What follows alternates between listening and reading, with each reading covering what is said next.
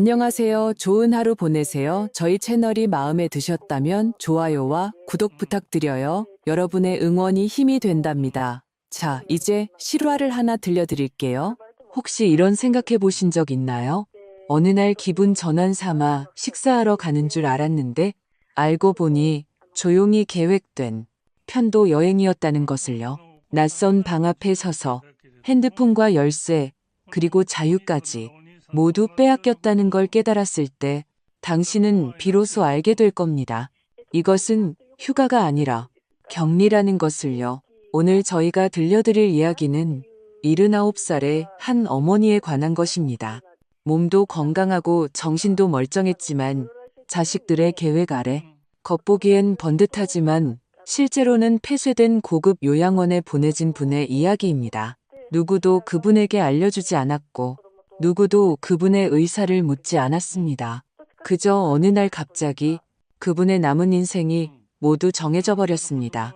그러던 어느 날 한 요양보호사가 무심코 던진 한마디에 그분은 정신이 번쩍 들었습니다. 사건은 생각보다 훨씬 더 복잡했습니다. 그분은 어떻게 그곳을 탈출했을까요?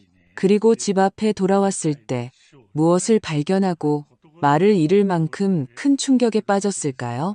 이 경험은 높은 담과 잠긴 창문과의 싸움일 뿐만 아니라 효도라는 탈 아래 숨겨진 치밀한 계산과의 전쟁이기도 했습니다. 힐링 라이프에 오신 것을 환영합니다. 이제 우리 함께 박옥진 할머니의 실제 경험 속으로 들어가 보겠습니다. 제 이름은 박옥진, 나이는 79입니다. 몸은 아직 정정한 편이라 평소에는 자전거를 타고 시장에 가서 장을 보기도 합니다. 수십 년간 저는 이 3층짜리 상가주택에서 살아왔습니다.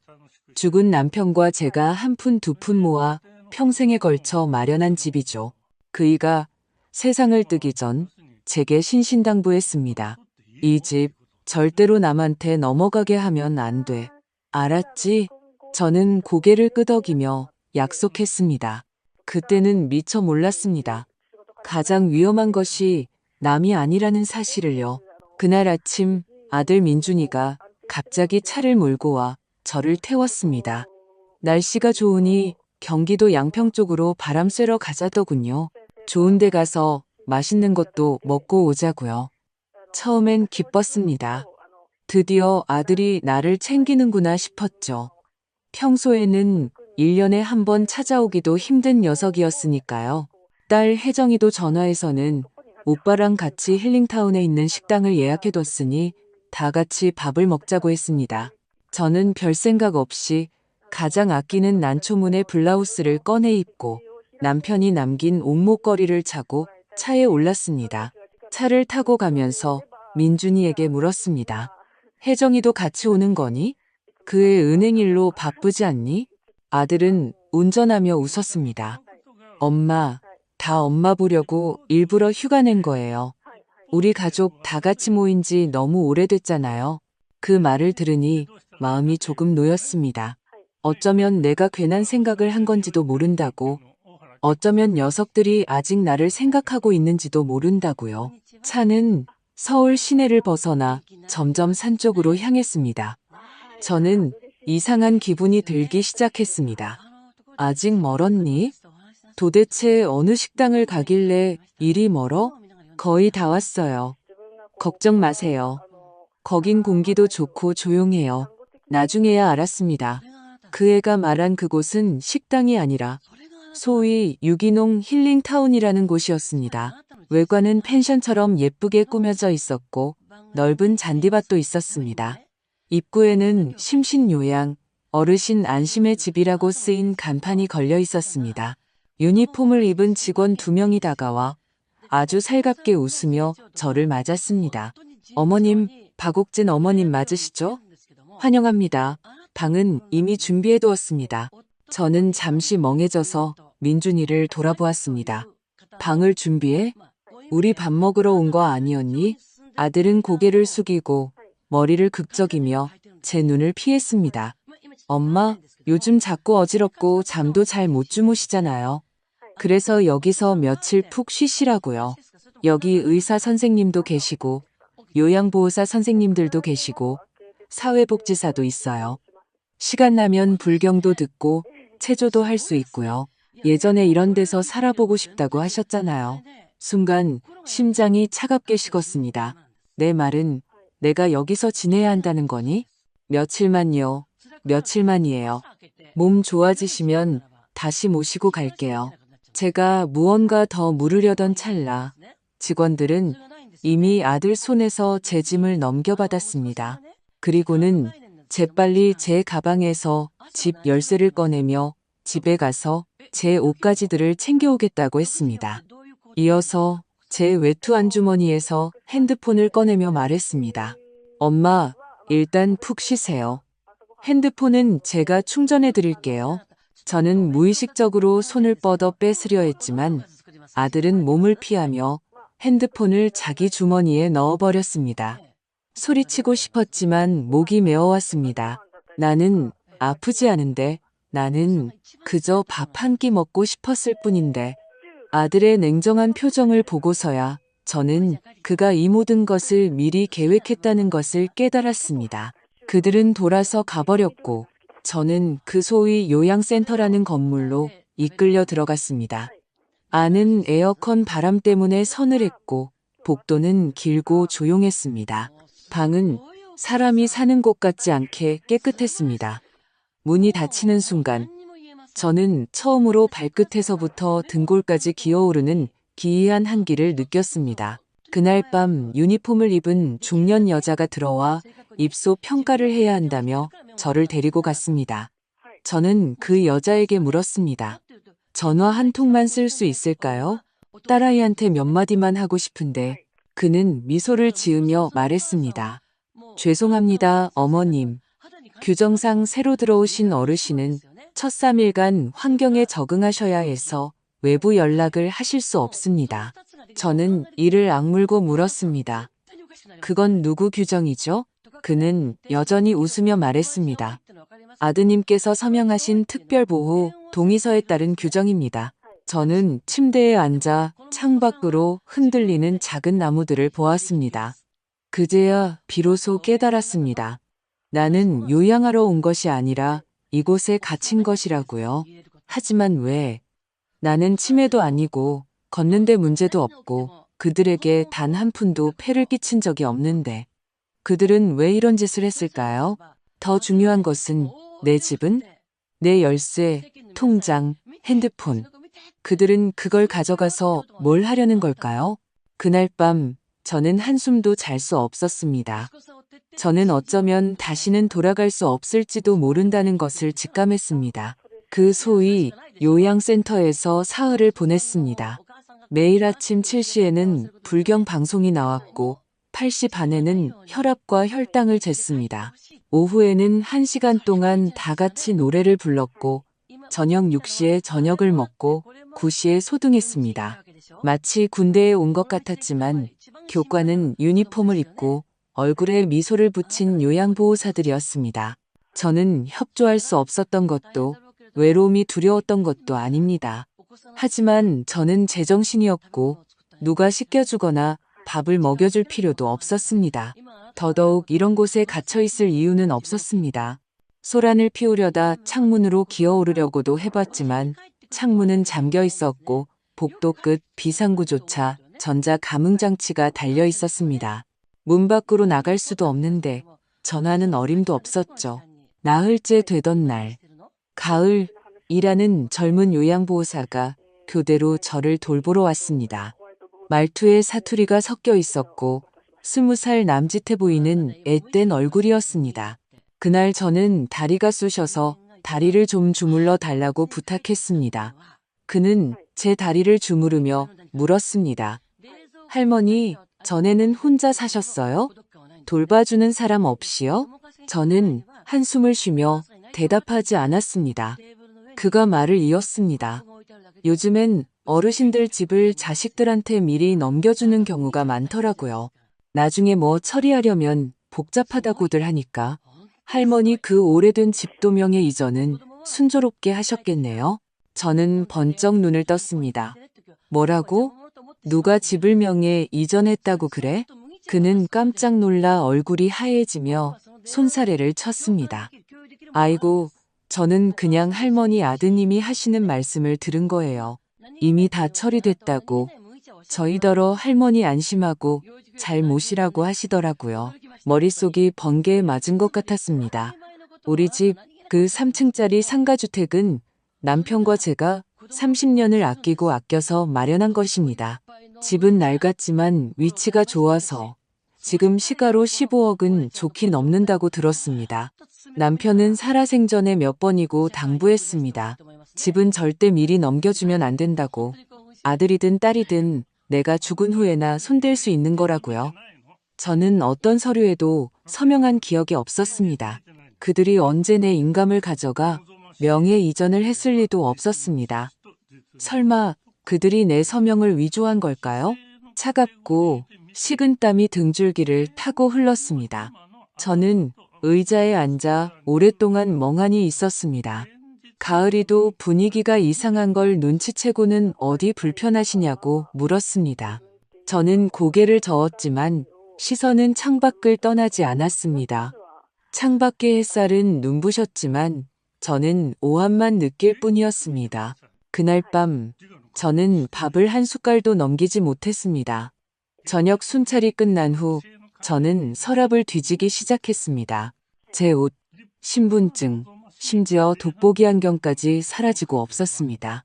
저는 예비용 칫솔 하나를 찾아 몰래 베개 밑에 숨겼습니다.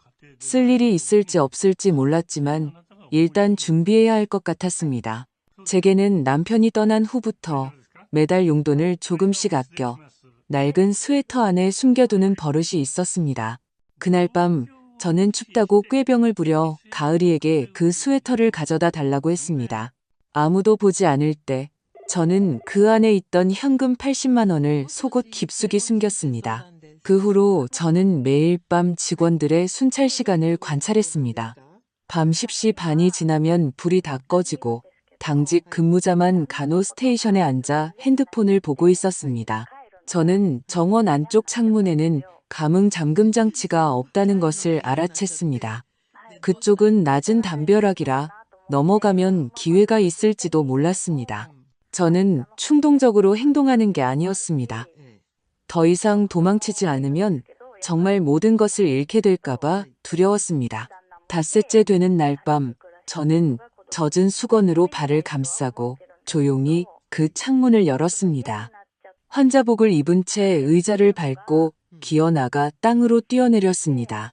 발목을 삐끗하는 바람에 눈앞이 캄캄해졌습니다. 하지만 울 수도 소리를 낼 수도 없었습니다.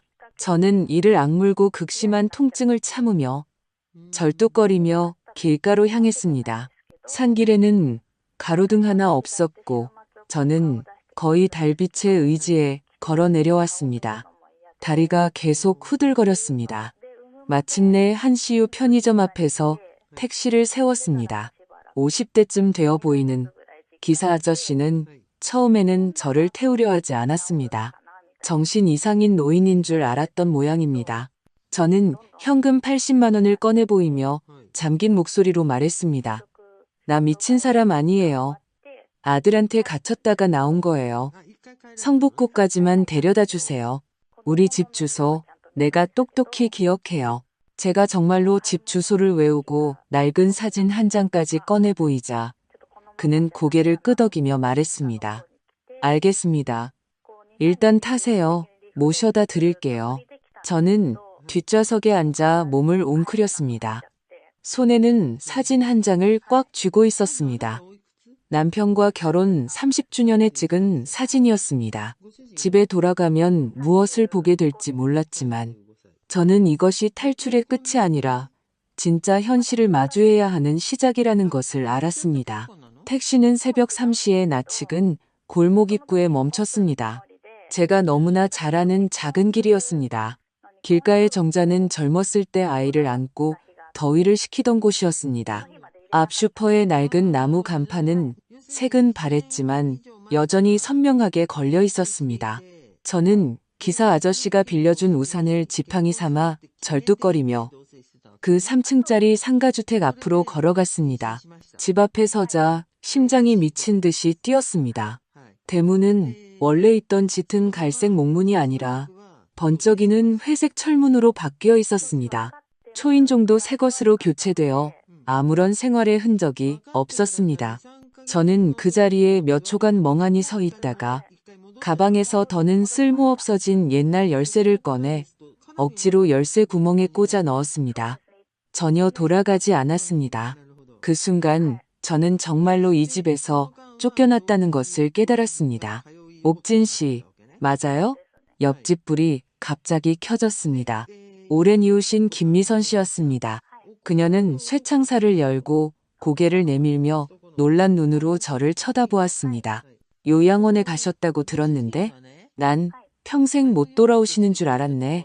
저는 힘없이 쓴웃음을 지으며 말했습니다. 도망쳐 나왔어요.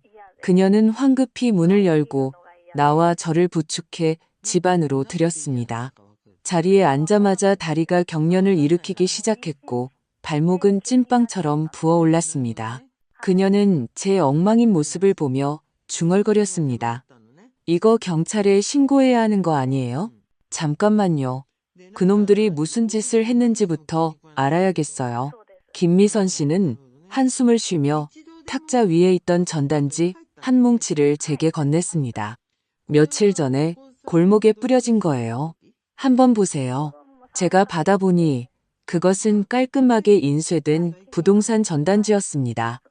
성북구 황금 입지, 희귀 상가주택 매물, 구조 좋고 교통 편리, 매매가 16억 8천만 원. 저는 한눈에 우리 집 사진이라는 것을 알아봤습니다.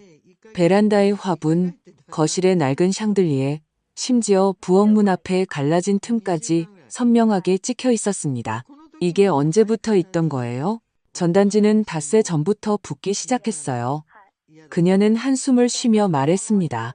그리고 그저께는 이삿짐 센터 차가 와서 짐을 2번이나 실어 나르더라고요. 집안이 텅 비었어요. 아드님이 빨리 처리하라고 지시했다던데요. 내 책들, 남편의 유품, 거실에 걸려있던 우리 결혼 사진까지. 저는 목이 메어와 눈시울이 뜨거워졌습니다. 대개 베란다에 있던 난초 화분도 다 가져갔어요. 그거 10년 넘게 직접 키우신 거 아니었어요? 저는 이를 악물었고 손가락은 주먹으로 꽉 쥐어졌습니다. 더 기가 막힌 것도 있어요. 김미선 씨가 목소리를 낮췄습니다. 내가 들었는데 대개 며느리가 다른 사람이랑 통화하면서 그러더라고요. 어머님이 이미 노인성 치매라서 돌보는데 돈이 많이 드니까 집을 더는 그냥 둘 수 없다고요. 저는 그녀를 돌아보았습니다. 눈을 똑바로 쳐다보며 물었습니다. 내가 치매라고 했다고요? 그녀는 마지못해 고개를 끄덕였습니다. 내가 똑똑히 들었어요. 전화 통화하는 거. 상대방이 중개인 같던데 어차피 지금 정신이 온전치 않으시고 저희한테 의사소견서도 있으니 서명 문제만 해결되면 일주일 안에 명예 이전 끝낼 수 있다고 하더라고요. 저는 억지로 침착함을 유지하며 의사 이름을 언급했는지 물었습니다.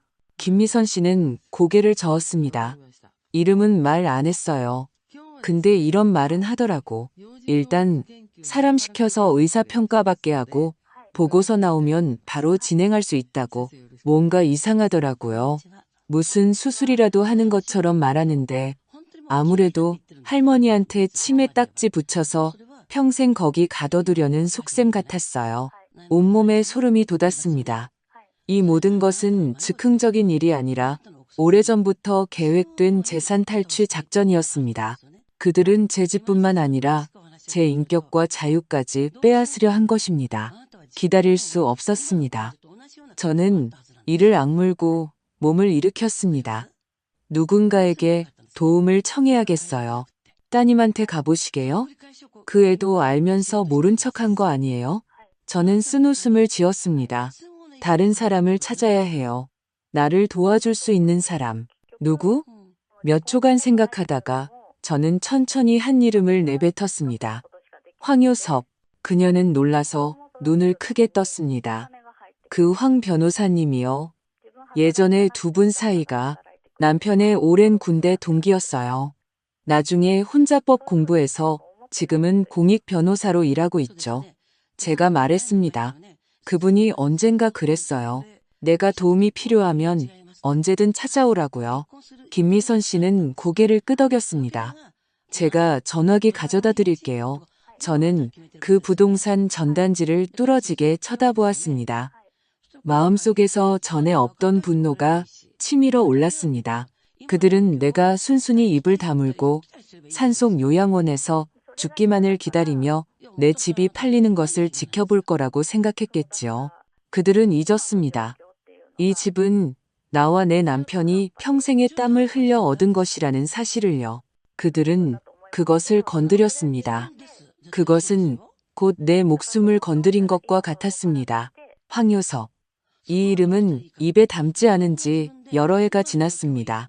그는 남편의 군대 동기였고 제대 후 야간 대학에서 법을 공부해 나중에는 상속, 부양, 노인 법률 문제를 전문으로 다루는 사무실을 열었습니다. 저는 그와 친하지 않았습니다. 오히려 과거에는 그를 조금 경계했다고 할 수 있습니다.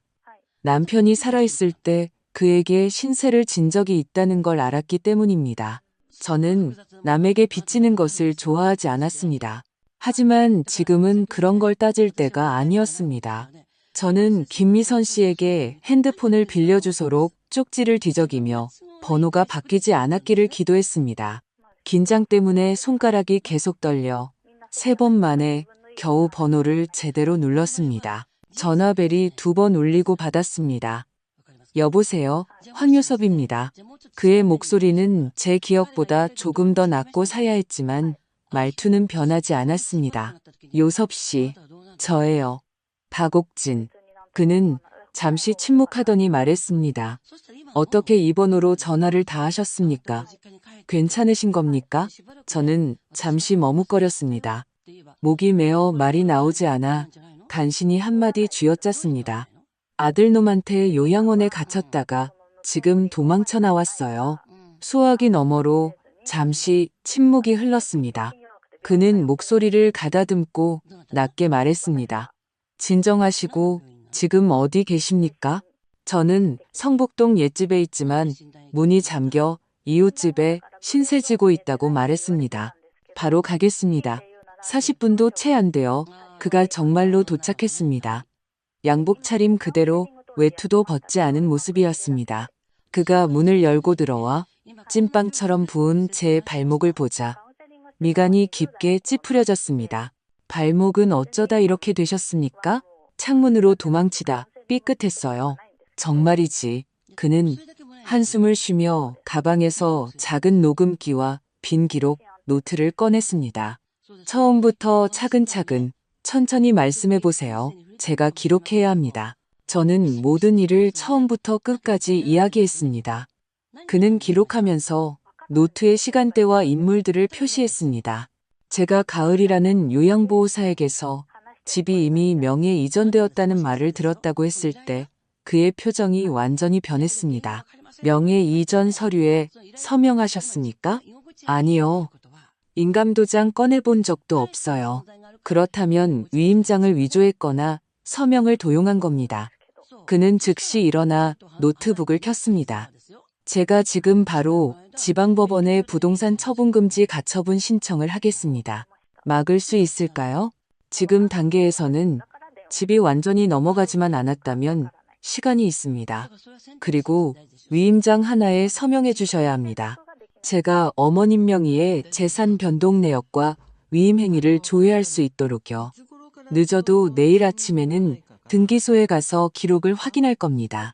그는 재빨리 A사 용지와 펜을 꺼내 위임 내용을 적어 제게 건넸습니다. 제가 막 펜을 들자 그가 갑자기 제 손을 눌렀습니다.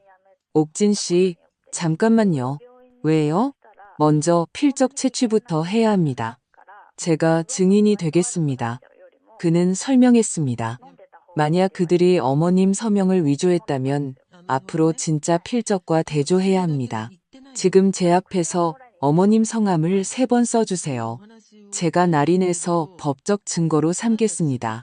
다른 서류에 함부로 먼저 서명하면 안 됩니다. 저는 시키는 대로 했습니다. 그가 그것을 투명 봉투에 담아 사건 서류처럼 철저하게 보관하는 것을 보며 저는 왠지 모를 안도감을 느꼈습니다. 그들은 어머님 집을 팔려고만 하는 게 아닙니다. 어머님을 행위 무능력자로 만들려는 겁니다. 심장이 덜컥 내려앉았습니다. 행위 무능력자라니 그게 뭔가요? 그가 미간을 찌푸리며 말했습니다. 즉, 어머님이 중증 치매나 심각한 정신장애로 진단받으면 법원에서 민사 능력이 없다고 판결할 수 있습니다.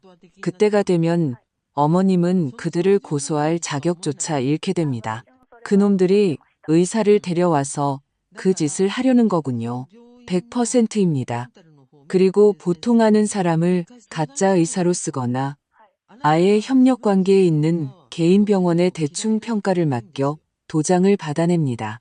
그들보다 한 발 앞서 증거를 수집해야 합니다. 제가 어떻게 증거를 수집하죠? 그는 잠시 생각하더니 말했습니다. 일단 그 요양원으로 돌아가서 그들이 어머님께 서명하게 한 특별보호 동의서와 제한 조항을 확보해야 합니다. 영상이나 녹음 기록이 있으면 더 좋고요. 그 젊은 요양보호사, 가을이라는 친구는 믿을만 합니까? 저는 고개를 끄덕였습니다. 심성은 나쁘지 않은 것 같아요. 제가 유일하게 마음 터놓고 말할 수 있는 사람이었어요. 그럼 됐습니다. 그는 서류철을 열어 미리 작성해둔 반박 위임장을 꺼냈습니다. 내일 우리가 다시 방문할 겁니다. 어머님은 일단 아무것도 모르는 척 연기를 하세요. 그들을 안심시키고 시간을 끌면서 말을 유도하는 겁니다. 모든 건 제가 처리하겠습니다. 하지만 그들이 저를 막지 않을까요? 아닐 겁니다. 그들은 어머님을 그저 노부인으로 생각할 테니까요. 도망친 것도 잠시 부리는 투정 정도로 여길 겁니다. 이런 사람들일수록 방심하기 쉽습니다. 그는 저를 보며 차분하지만 단호한 어조로 말했습니다. 그들이 이겼다고 믿게 만들어야 급소를 찌를 수 있습니다. 마음속에 파문이 일었습니다. 저는 법도 함정도 계산도 모릅니다. 하지만 저는 알았습니다. 눈앞에 이 남자가 말수는 적지만 저를 위해 살기를 열어주고 있다는 것을요. 저는 고개를 끄덕였습니다. 반격을 시작하죠. 다음 날 아침 황 변호사와 함께 요양원으로 향했습니다. 이번에는 저 혼자 외롭게 들어가는 것이 아니라 변호사가 직접 동행하여 면회를 요청하고 제가 자유인이며 어떠한 민사적 권리도 포기하지 않았음을 명시한 임시면회 허가서를 제출했습니다. 차가 익숙하면서도 혐오스러운 벽돌길로 들어설 때 제 마음은 평온할 수 없었습니다. 어제만 해도 이곳에서 창문으로 도망쳤는데 오늘은 아무 일 없었다는 듯 걸어 들어가야 한다니. 기억하세요. 오늘 어머님은 피해자가 아닙니다. 황 변호사가 당부했습니다. 생각이 바뀌어 가족들의 뜻을 따르기로 하고 감사의 마음을 전하러 돌아온 겁니다. 저는 고개를 끄덕이며 억지로 뻣뻣한 미소를 지었습니다. 안으로 들어서자 접수 직원이 저를 알아보고는 잠시 멈칫했습니다. 어머님, 어떻게 또? 아이고, 지난번엔 내가 너무 고집을 부렸어. 제가 웃으며 말을 끊었습니다. 나이가 드니까 가끔 감정 조절이 안 되네. 집에 가서 며칠 곰곰이 생각해보니 여기가 참 좋더라고. 공기도 좋고 밥도 담백하고 잠도 잘 오고. 나 다시 와서 지내도 될까? 직원은 의심스러운 눈초리로 저를 보다가 옆에선 양복 차림의 황 변호사를 힐끗 쳐다봤습니다. 이쪽은 내 조카야. 법원에서 일하는데 내 보험 서류 좀 확인해 주러 왔어. 제가 서둘러 말했습니다. 그는 잠시 망설이더니 결국 고개를 끄덕이며 저를 안으로 들여보냈습니다. 저는 일부러 천천히 걸으며 주위를 살폈습니다. 간호 스테이션, 식당, 회의실, 모든 것이 그대로였습니다. 하지만 오늘 당직 근무자가 바로 가을이라는 것을 알아챘습니다. 저는 그녀에게 손을 흔들었고 그녀는 저를 보자 눈이 동그래지고 입이 떡 벌어졌습니다. 저는 그녀 옆에 앉아 일부러 목소리를 낮춰 말했습니다. 나 돌아왔어. 아무 말 말고 듣기만 해. 그녀는 주위를 살피더니 고개를 끄덕였습니다. 네가 전에 말했던 그 특별 보호 동의서랑 내 아들이 원장이랑 얘기할 때 네가 들었던 내용들 뭐 남겨둔 거 있니? 그녀가 속삭였습니다. 동의서 사본 하나 복사해뒀고요. 지난번에 그 사람들이 회의할 때 녹음기로 녹음한 것도 있어요. 아직 가지고 있어? 집에 가져가기 무서워서. 저기 낡은 창고 캐비닛에 숨겨뒀어요. 눈이 번쩍 뜨였습니다. 거기 데려다 줄 수 있니? 그녀는 고개를 저었습니다. 지금은 안 돼요. 폐쇄회로 텔레비전이 있어요. 저녁 식사 시간 지나서 사람 없을 때 제가 어떻게든 데려가 볼게요. 저는 고개를 끄덕이며 이 정보를 마음속에 새겼습니다. 점심 식사 후 황 변호사는 서류를 가지러 집에 다녀오겠다며 먼저 자리를 떴습니다. 그는 제게 조용히 행동하며 그와의 관계를 의심받지 않도록 하라고 당부했습니다. 오후 3시 며느리 미영이가 갑자기 나타났습니다. 명품 옷에 짙은 화장을 한 그녀는 저를 보자마자 가식적인 미소를 지었습니다. 어머니 다시 오시기로 하셨다니 정말 다행이에요. 저희가 얼마나 걱정했는지 아세요? 그날 막무가내로 뛰쳐나가셔서 다들 얼마나 놀랐다고요. 속이 메스꺼웠지만 저는 애써 평정을 가장하며 말했습니다. 그래, 그날 내가 정신이 없었지. 지금은 괜찮아. 네가 말했던 그 의사 선생님은 언제 오신다니? 건강검진 해준다면서. 미영이가 잠시 멈칫했습니다. 아, 곧요. 다음 주쯤 일정 잡힐 거예요. 그래, 네가 알아서 해다오. 그녀는 별말 없이 일이 있어 먼저 가보겠다고 했습니다. 가기 전에는 일부러 제 손등을 쓰다듬으며 말했습니다. 착하게 계세요, 어머니. 다시는 함부로 뛰쳐나가시면 안 돼요. 여기가 정말 어머님한테 좋은 곳이에요. 저는 하마터면 아침에 먹은 것을 토할 뻔했습니다. 저녁 시간, 저는 일부러 천천히 식사하며 가을이의 동태를 살폈습니다. 그녀는 두 번째 테이블을 다 치우고 나서 제게 고개를 끄덕이고는 복도 끝으로 향했습니다. 저는 즉시 알아채고 일어나 절뚝거리며 뒤따라갔습니다. 그 낡은 창고는 구역 뒤편에 있었고 문에는 직원의 출입금지라고 쓰여 있었지만 자물쇠는 고장 나 있었습니다. 우리는 조용히 문을 밀고 들어갔습니다. 곰팡이 냄새가 코를 찔렀습니다. 가을이는 맨 아래 서랍을 열어 투명 파일을 꺼냈습니다. 보호 동의서 사본하고 녹음 파일밖에 없어요. 아드님이 원장실에서 원장이랑 의사구에서 정신감정서 만들자고 얘기하던 거랑 집하는 건 이미 얘기 다 됐다고 하던 내용이에요. 저는 거의 울먹이며 서류를 받아들었습니다. 네가 준 이게 나한테 얼마나 중요한 건지 아니? 그녀는 쓴웃음을 지었습니다. 사실 저희 할머니도 외삼촌한테 속아서 집을 넘겨주셨어요. 요양원에 보내진 지 얼마 안 돼서 돌아가셨고요. 이런 일 전부터 알고 있었지만 나설 용기가 없었어요. 저는 그녀의 어깨를 두드리며 말했습니다. 네가 오늘 용기 내준 거 네 할머니가 하늘에서 자랑스러워하실 거야.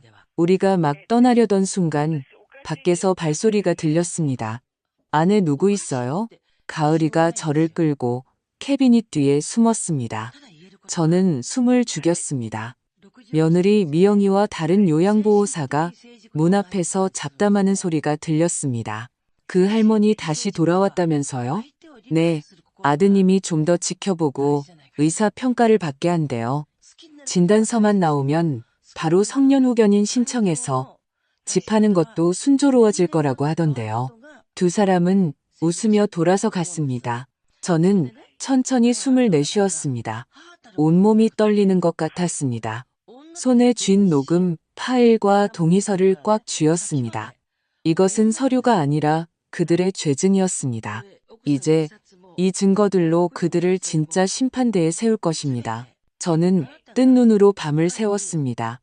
녹음 파일과 동의서를 손에 쥔 순간 저는 이 싸움이 더 이상 혼자만의 싸움이 아니라는 것을 알았습니다. 제 뒤에는 가을이도, 요섭 씨도, 그리고 제가 조금씩 쌓아올린 용기도 있었습니다. 다음 날 오전 10시, 며느리 미영이가 정말로 소위 의사라는 사람을 데리고 왔습니다. 그 남자는 구겨진 흰 가운에 낡은 서류 가방을 들고 있었습니다. 들어오자마자 정신감정팀에서 파견 나왔다고 했지만 저는 그가 신은 샌들과 몇 달은 깎지 않은 듯한 손톱을 보고 이놈이 사기꾼이라는 것을 직감했습니다. 박옥진 어머님, 간단한 테스트 좀 할게요. 제가 묻는 말에만 대답해 주시면 됩니다. 그가 가식적인 미소를 지으며 말했습니다. 저는 순한 고양이처럼 온순한 표정으로 고개를 끄덕였습니다. 오늘이 무슨 요일인지 아세요? 몰라요. 저는 고개를 저었습니다. 오늘 아침에 죽을 먹었다는 것만 알아요. 그는 무언가 적더니 고개를 끄덕이며 다시 물었습니다. 자녀분들 이름은 기억나세요? 나한테 자식이 있었나? 저는 고개를 갸웃거리며 눈을 몇 번 깜빡였습니다. 당신이 말해준 건가? 그는 웃으며 서류에 몇 자 더 적었습니다. 옆에 앉아있던 미영이는 그럴 줄 알았다는 표정으로 과장되게 한숨을 쉬었습니다. 보세요, 의사 선생님. 제가 그랬잖아요. 요즘 정말 이상하시다고. 저는 그녀를 곁눈질하며 속으로 생각했습니다. 연기 참 잘하네. 하지만 나도 지지 않아. 의사는 이어서 몇 가지 기본적인 질문을 더했고 저는 모두 모호하고 혼란스러운 방식으로 대답하며 일부러 같은 말을 반복하거나 혼잣말을 했습니다. 그가 서류에 무언가를 계속 적는 것을 보며 저는 오히려 안심했습니다. 연기가 끝날 무렵 미영이가 그를 옆으로 끌고 가 낮게 몇 마디 속삭였습니다. 그 남자가 다시 돌아왔을 때 말투는 확신에 차 있었습니다. 추가적인 정밀 감정을 권고합니다. 필요하다면 전문 정신 요양기관에 입원시켜 관찰해야 합니다. 제가 막 대답하려는 순간 갑자기 문이 열렸습니다. 잠깐, 황요섭 변호사가 두꺼운 서류 뭉치를 들고 들어왔습니다. 그 뒤에는 옅은 파란색 제복을 입은 경찰관 한 명과 이선이라는 여기자가 서 있었습니다. 순간 현장의 공기가 얼어붙었습니다. 미영이의 얼굴이 굳었고 의사는 말을 계속해야 할지 몰라 당황했습니다. 누구세요? 미영이가 날카롭게 소리쳤습니다. 황 변호사가 변호사 신분증을 내보였습니다. 저는 박옥진 여사님의 법정 대리인입니다.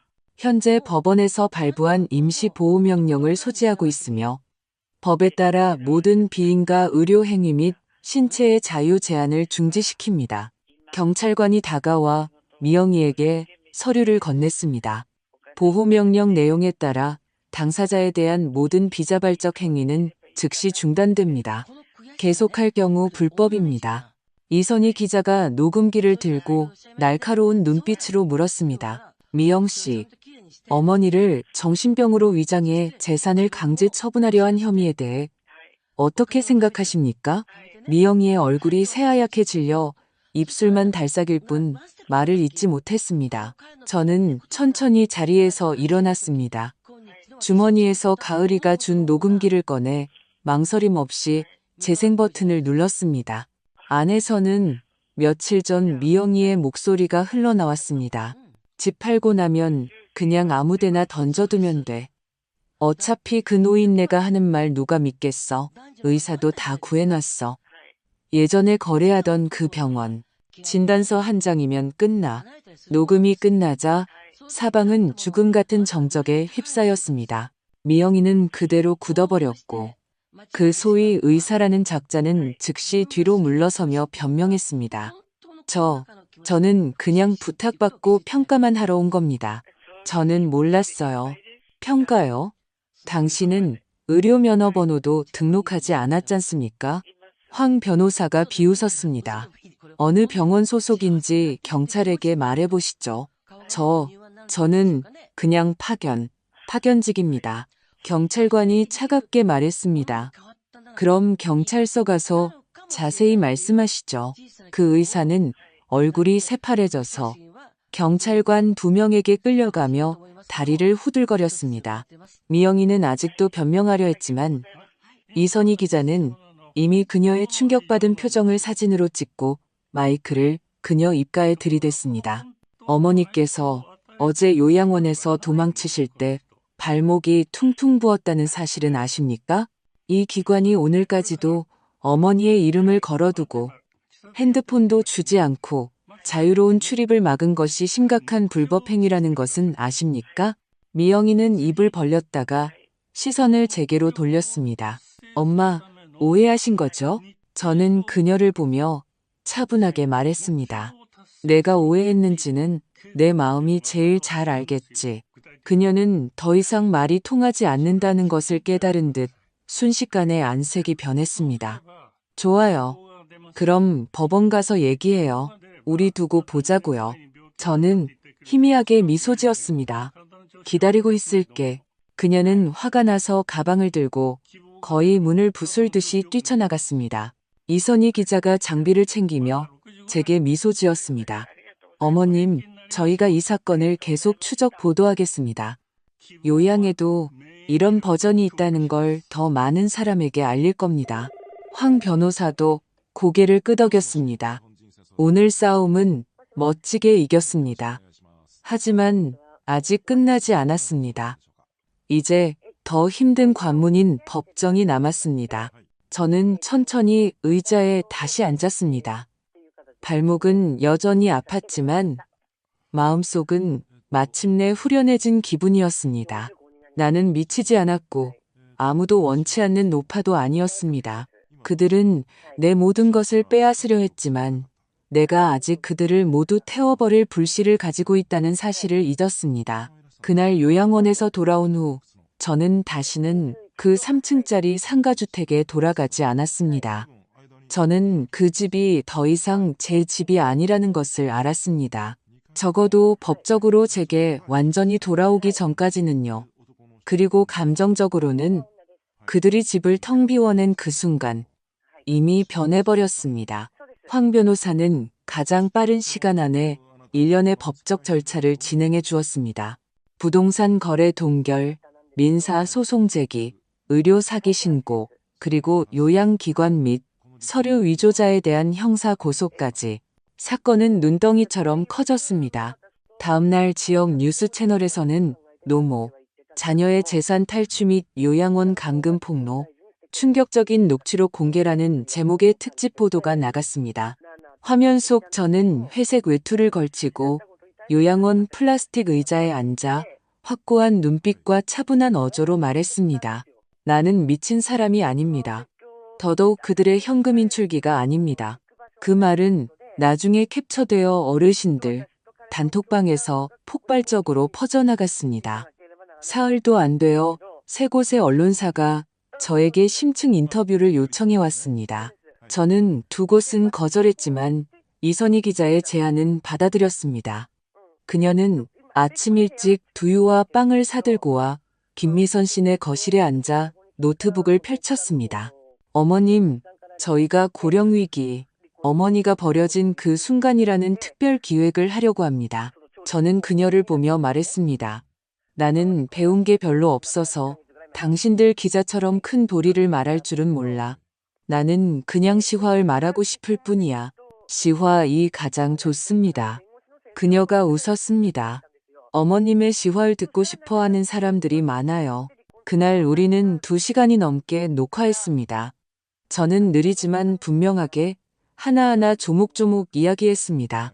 제가 어떻게 그곳에 보내졌는지, 그들이 어떻게 제 열쇠를 가져갔는지, 녹취록에서 미영이가 아무데나 던져두면 된다고 말했던 문장들, 그리고 제가 본 적도 없는 서명이 되어 있던 위조된 보호 동의서까지. 저는 울었습니다. 동정을 얻기 위해서가 아니었습니다. 너무 오랫동안 참아온 눈물이었습니다. 녹화가 끝나고 일주일도 채 안 되어 노모의 반격, 녹음 파일로 자신의 인생을 지키다 라는 방송은 뉴스 채널 최고 시청률을 기록했습니다. 조회수는 80만을 넘었고 댓글은 거의 일방적으로 제 편을 들었습니다. 이 할머니 진짜 멋지다. 속이 다 시원하네. 우리 부모님도 형이 저런 곳에 보냈으면 나도 똑같이 했을 거야. 법이 정말 바뀌어야 해. 자녀에게 모든 결정권을 주면 안 되지. 심지어 몇몇 국회의원들은 소셜미디어에 이 기사를 공유하며 자녀 대리 서명 같은 회색지대를 막기 위해 노인 재산 변동 시 공증인 동석제도를 추진하겠다고 말했습니다. 하지만 여론은 여론이고 싸움은 아직 끝나지 않았습니다. 그 요양원 책임자를 만났을 때 상대방은 모든 것을 부인하며 모든 절차가 법에 따라 이루어졌고 보호 동의서는 당사자가 직접 서명했다고 주장했습니다. 황 변호사가 필적 감정 예비 보고서를 꺼내자 상대방은 말을 잃었습니다. 저희는 모든 소통 녹취록과 대조 서류 버전을 준비해 두었습니다. 만약 조정을 원치 않으시면 사기 및 자유 제한의 증거로 법원에 직접 제출하겠습니다. 요양원 대표는 결국 고개를 숙이고 조사에 협조하겠다고 했으며 여론의 압박에 못 이겨 영업을 잠정 중단했습니다. 그 다음 주 우리는 첫 민사조정기일 통지를 받았습니다. 장소는 지방법원 조정실. 저와 황 변호사, 며느리 미영이와 아들 민준이, 그리고 딸 혜정이까지 한 테이블 양쪽에 마주 앉았습니다. 조정실에 들어서자마자 미영이는 모든 시선을 차단하려는 듯 선글라스를 끼고 있었습니다.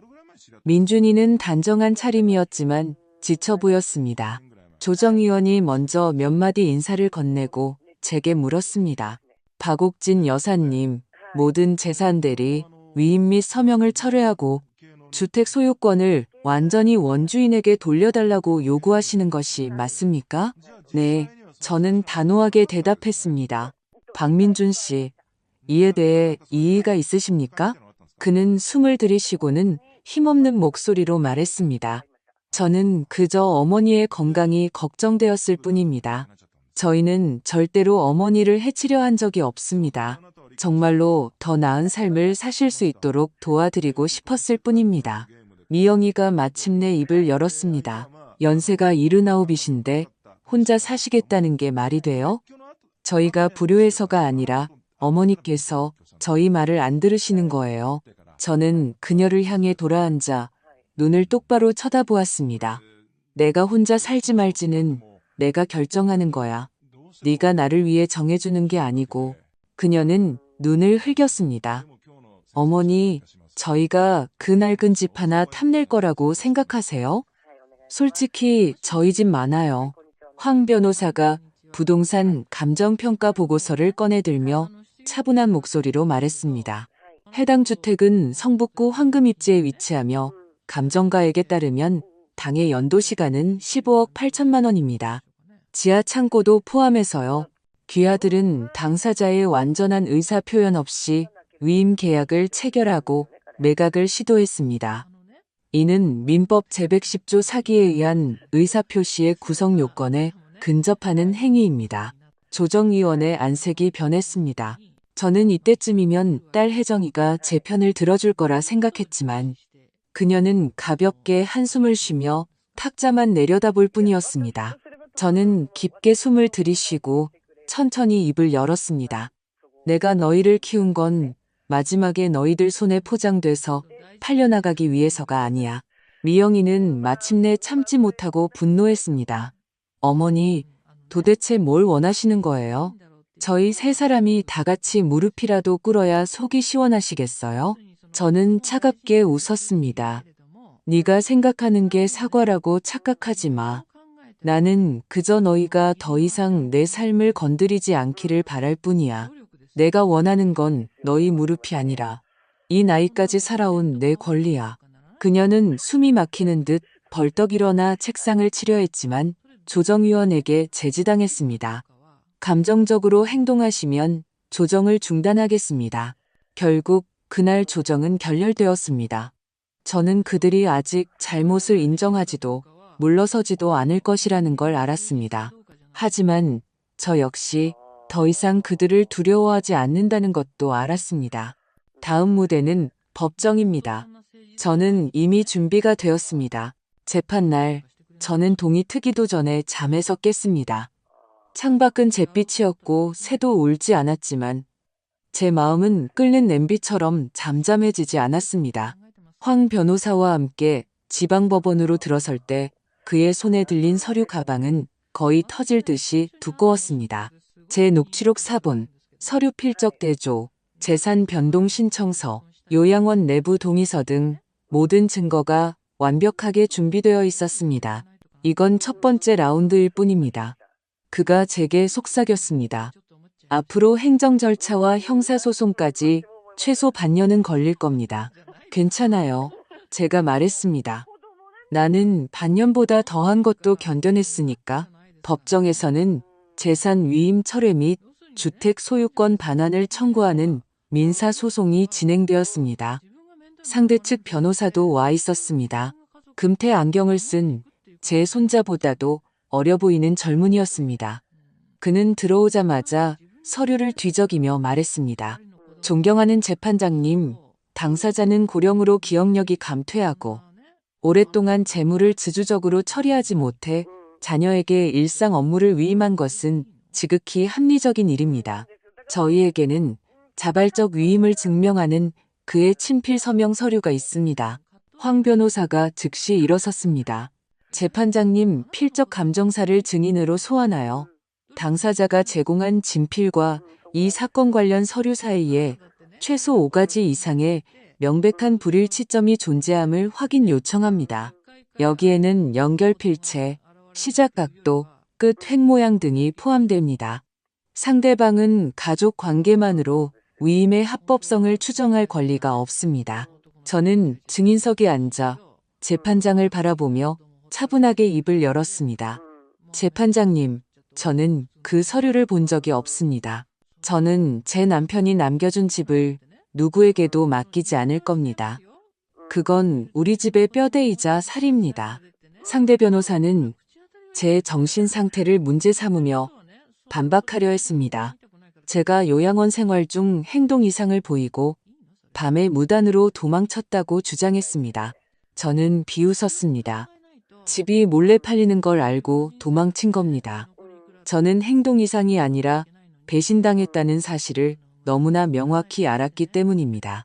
황 변호사는 녹음기를 켜 제 아들과 며느리가 요양원과 은밀히 결탁한 녹취록을 하나씩 재생했습니다. 일주일만 더 끌면 계약 성사돼. 어차피 저 노인네가 뭐라고 떠들든 아무도 안 믿어. 그 의사가 진단서만 끊어주면 돼. 나머지는 가족 동의했다고 하면 되고. 그 녹취록들이 법정에서 울려 퍼질 때 저는 미영이의 얼굴이 붉어졌다 하얘지는 것을 보았습니다. 민준이는 고개를 숙인 채 들지 못했고 혜정이는 손가락만 만지작거릴 뿐 한마디도 하지 않았습니다.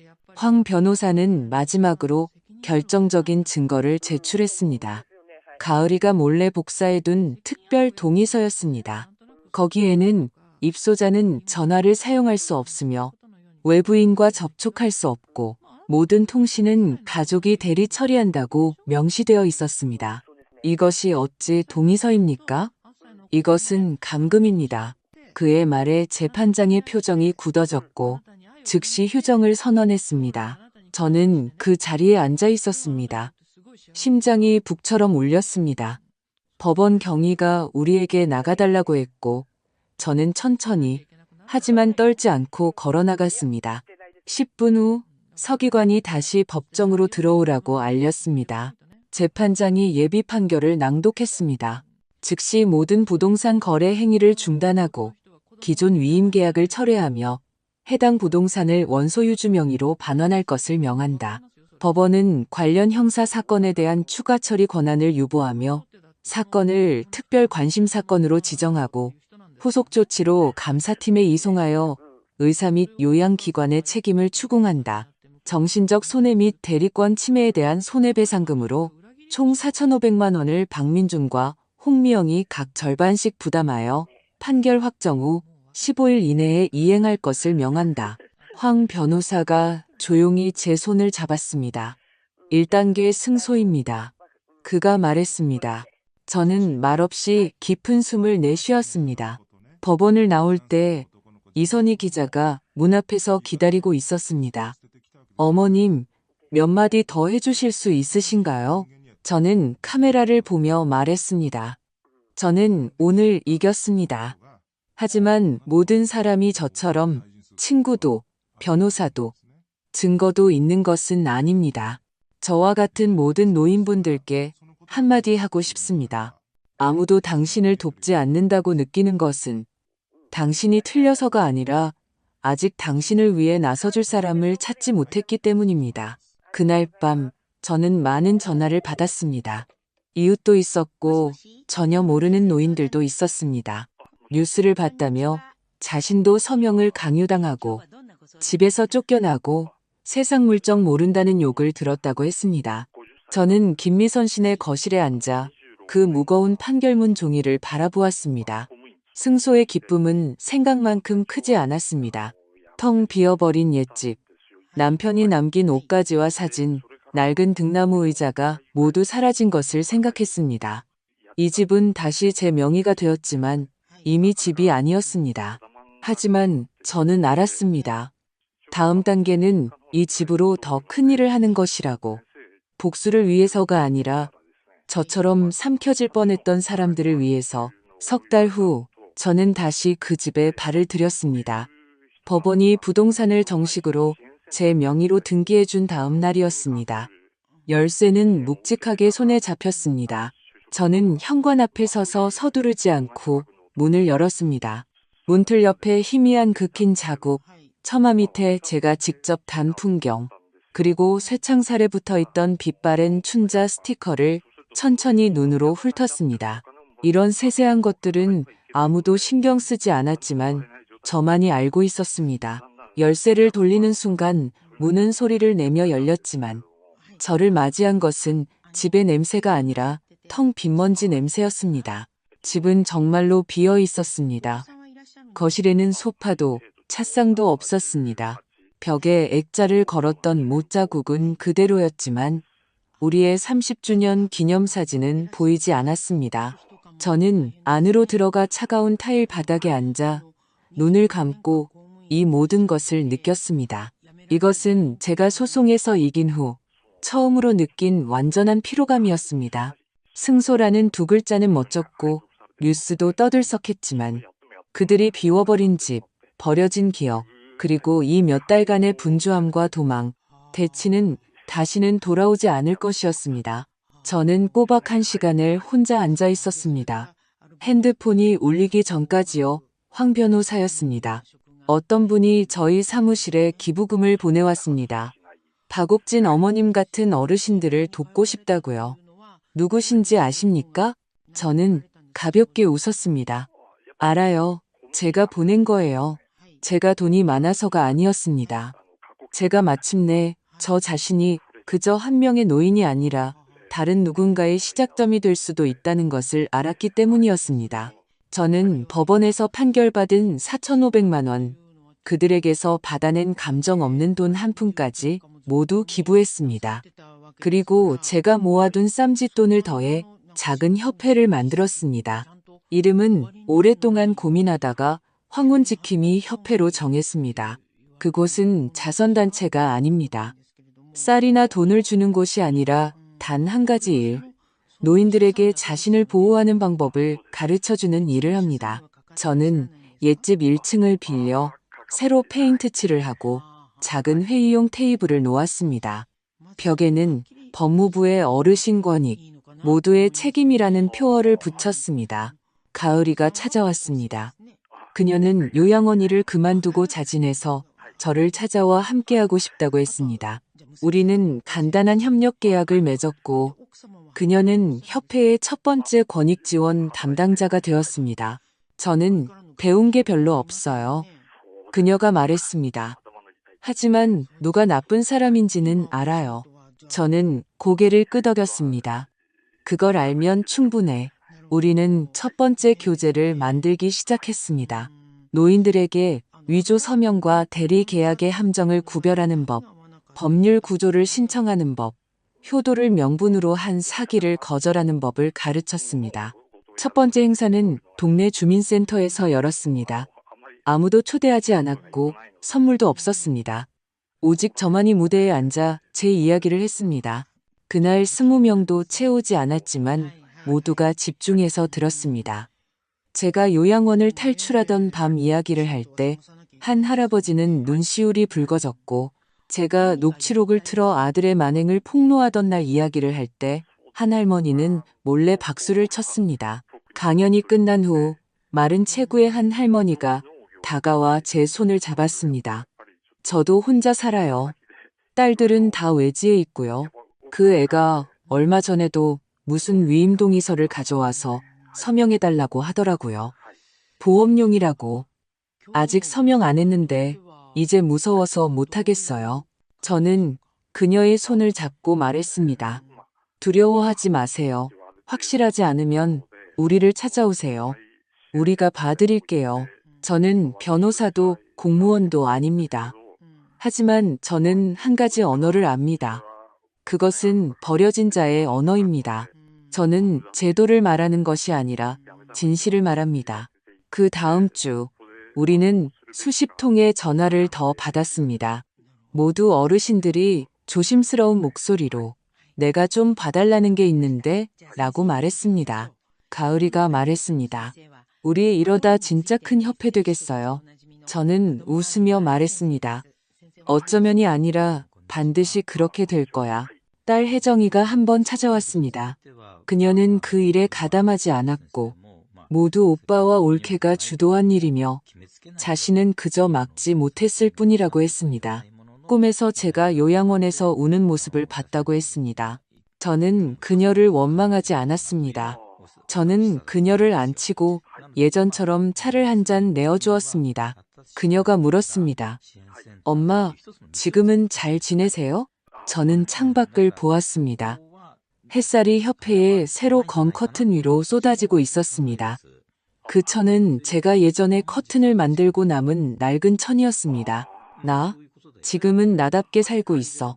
그녀는 더 이상 아무 말도 하지 않았습니다. 일어나 떠나려 할 때 제가 한마디 덧붙였습니다. 네, 엄마 집에 자주 들르렴. 집 보러 오지 말고 나 보러 와. 그녀는 잠시 멈칫하더니 고개를 끄덕이고 눈시울을 붉혔습니다. 인생은 되돌릴 수 없지만 노년은 다시 세울 수 있습니다. 저는 소송으로 그 집을 되찾았지만 그 집으로 다시 한번 집을 지었습니다. 자식들이 사는 집이 아니라 저처럼 삼켜질 뻔했던 노인들이 발붙일 곳이 있고 이야기를 들어줄 사람이 있는 집을요. 저는 더 이상 외롭다고 느끼지 않았고 미래가 두렵지도 않았습니다. 저는 더 이상 누구의 엄마가 아닙니다. 저는 저 자신입니다. 그날 오전 협회 전화가 5통이나 울렸습니다. 걸려온 전화는 모두 문의가 아니라 구원이었습니다. 아주머니, 제부가 저희 어머니한테 땅 팔라고 계약서에 도장 찍으라고 윽박질러요. 어머니는 글을 모르시는데 그냥 도장만 찍으면 된다고 했대요. 할머니, 저희 아버지가 입원하신 후에 갑자기 어떤 사람이 자기가 큰아들이라면서 집 명의를 돌려놨어요. 저 어떻게 해야 해요?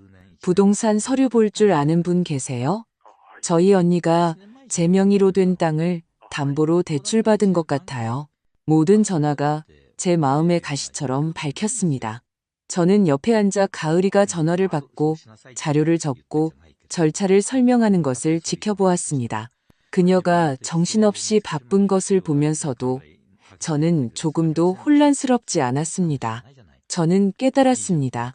이것은 우연이 아니라 지금 이 순간에도 일어나고 있는 현실이라는 것을요. 바로 그때 남쪽에서 전화 한 통이 걸려왔습니다. 76살의 할머니셨는데 목소리가 가늘었습니다. 입을 열자마자 말했습니다. 손주 녀석이 저더러 관음사절에 가서 수행하래요. 제가 이제 복이 많아져서 조용히 지내야 한다고요. 그런데 들어보니 거기가 바로 할머니가 말씀하신 그런 요양원 같아요. 그녀는 잠시 말을 멈추고 불안한 목소리로 말했습니다. 그놈들이 저를 속일까봐 무서운데 저 혼자서는 어떻게 저항해야 할지 모르겠어요. 저는 듣고 나서 3초간 침묵했습니다. 지금 어디 사세요? 전라남도 시골에요. 혼자 살아요. 집은 남편이 예전에 남겨준 거고요. 기다리세요. 저희가 찾아갈게요. 저 정말 내려오시게요? 그녀의 목소리가 떨렸습니다. 하지만 그렇게 먼데 멀고 가까운 게 중요한 게 아니에요.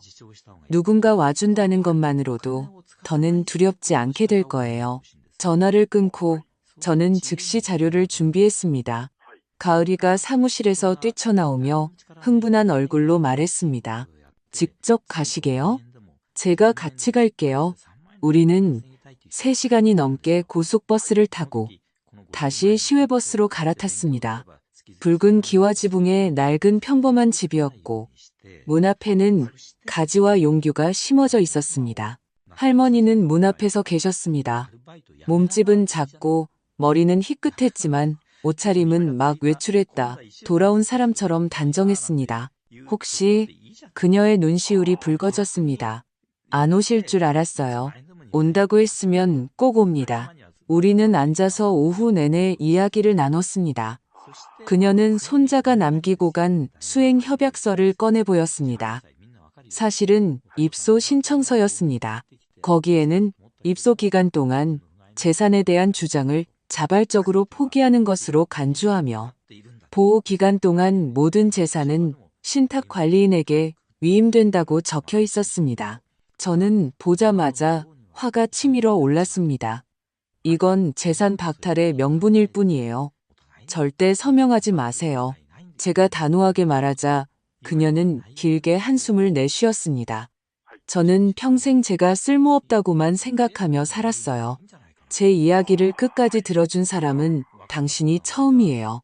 돌아오는 버스 안에서 저는 창밖의 사탕수수밭을 보며 마음이 평온해졌습니다. 요양원에서 담을 넘어 도망치던 그날 밤이 생각났습니다. 달빛 아래서 온몸이 아파 떨면서도 살려달라고 소리치지 못했던 그 밤이요.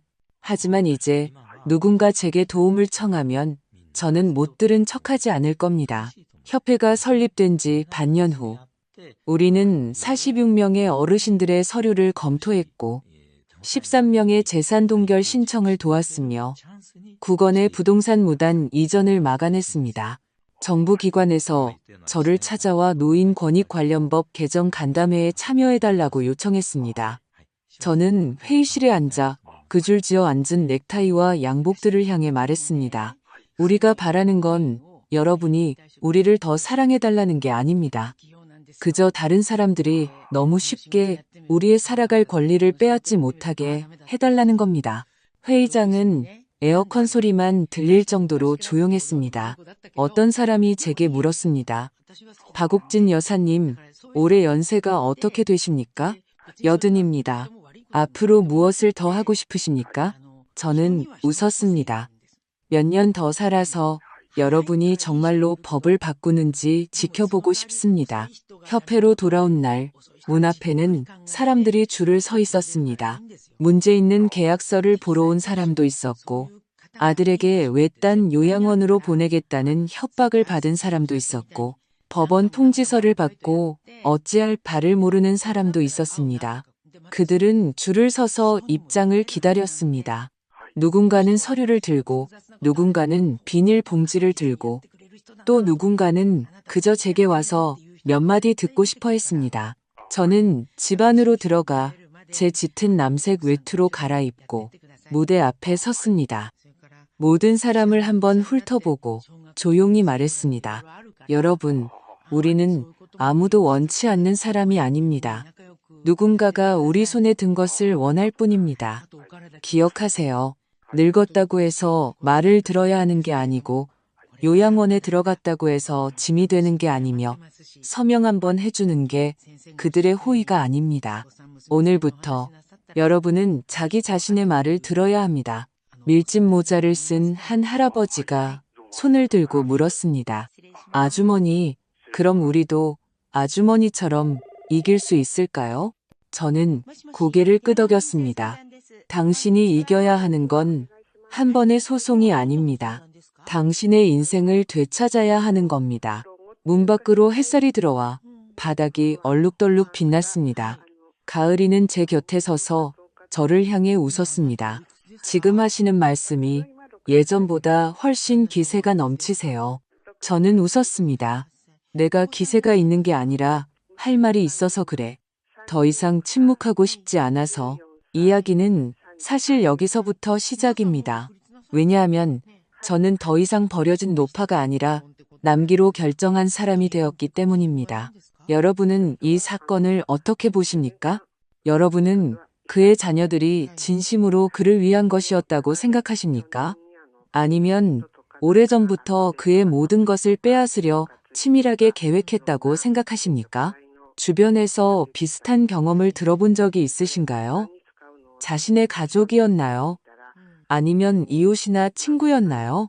어떤 사람들은 나이가 들면 자식 말을 들어야 한다고 하고, 또 어떤 사람들은 가까운 사람일수록 더 조심해야 한다고 합니다. 여러분의 생각은 어떻습니까? 그는 자신의 방식으로 공의를 되찾기 위해 일어서기로 선택했습니다. 여러분은 그가 옳았다고 생각하십니까? 만약 오늘 당신이 그였다면 어떻게 하시겠습니까? 침묵을 선택하시겠습니까? 아니면 그처럼 온 힘을 다해 자신의 것을 되찾으시겠습니까? 사회에는 그와 같은 어르신들이 너무나 많습니다. 자녀들의 강압적인 결정 앞에서 감히 저항하지 못하고 어떻게 도움을 청해야 할지 모릅니다. 그는 유일한 사람이 아니지만 기꺼이 첫 번째로 일어서는 사람이 되었습니다. 이제 여러분의 목소리를 듣고 싶습니다. 댓글로 여러분의 의견을 남겨주세요. 더 많은 사람들이 어르신들의 실제 상황을 알 수 있도록요. 여러분의 경험, 여러분의 생각, 여러분의 한마디가 다른 사람이 자신을 보호하는 힘이 될 수 있습니다.